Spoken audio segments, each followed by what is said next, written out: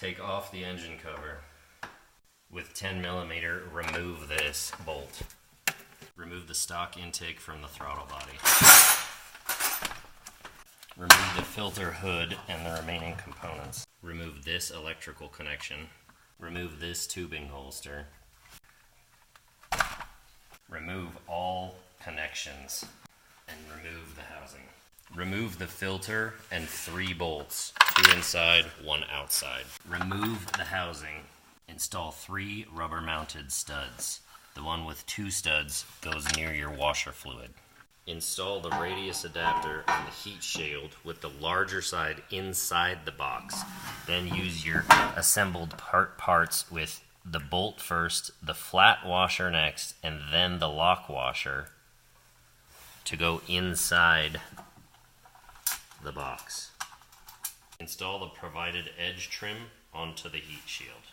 To install the bracket onto the heat box, you need 2 of your smaller washers, the smaller nut, and the longer unique bolt. Assemble it with the bolt head on the inside, a washer, then the box, the bracket, your other washer, and a lock nut. Do not completely tighten the bracket so that you can move it while installing. Install the box in the truck using the 2 bolt setups on the inside and the larger washer and larger lock nut on the outside post. Now that you've installed the bulbous adapter here and the flat adapter there with the unique one-of-a-kind radiator clamp, you should have 2 of the same radiator clamps left over to install the tube. From the parts you removed earlier, you need the mass airflow sensor, which is removed with 2 Phillips head screws. We're going to prep the intake for install by carefully putting the mass airflow sensor in and the vacuum adapter.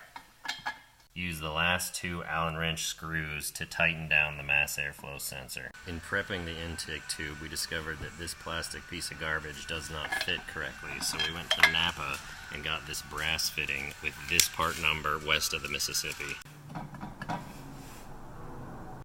Put your radiator clamps on with the fasteners towards you and then install the intake. Once you've installed the intake, make sure to slide it towards the throttle body so you have enough grip for your radiator clamp.